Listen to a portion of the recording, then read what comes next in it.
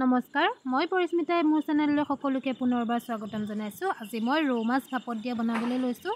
তাৰ বাবে মই সৰিয়হ অলপমান পিচি ল'লোঁ আৰু এটা বিলাহী কাটি লৈছোঁ। এটা পিঁয়াজ সৰু সৰুকৈ কাটি লৈছোঁ। নহৰু কেইফুটামান সৰহকৈ দিছোঁ, সৰু সৰুকৈ কাটি লৈছোঁ আৰু আদা এচকল কাটি দিছোঁ। জলকীয়া 6-7টামান দিছোঁ, ফালি দিছোঁ আৰু 3-4টামান মান ধনিয়া পাত লৈছোঁ। এইখিনি ভালদৰে মই মিক্স কৰি ল'লোঁ। তাতে এচামুচ মিঠাতেল দিছোঁ ডাঙৰ চামুচেৰে, দি পেলাই এইখিনি ভালদৰে মিক্স কৰি তাতে অলপ ৰেড চিলি, হালধি আৰু নিমখ জোখমতে দিছোঁ আৰু এটা বইল কৰা আলু ভাঙি দিছোঁ। তেতিয়া অকণমান বস্তুটো ডাঠ হৈ খাবলৈ ভাল লাগে। আমি মানে দি এনেকৈ খাওঁ আৰু চবেই এনেকৈ আলু নিদিয়ে বাৰু। তাৰপিছতে এইখিনি মিক্স কৰি লোৱাৰ পিছত মাছ কেইপিচ তাত দি দিলোঁ। দি পেলাই মই কুকাৰত বনাইছিলোঁ। কুকাৰত দি 20 মিনিট সময় ঢাকন লগাই থ'লোঁ। হুইচেল নাই দিয়া, মানে ওপৰতে নি ঢাকনখন লগাই দিছোঁ।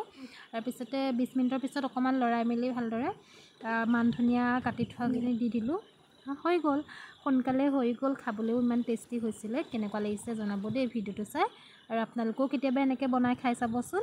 ধন্যবাদ।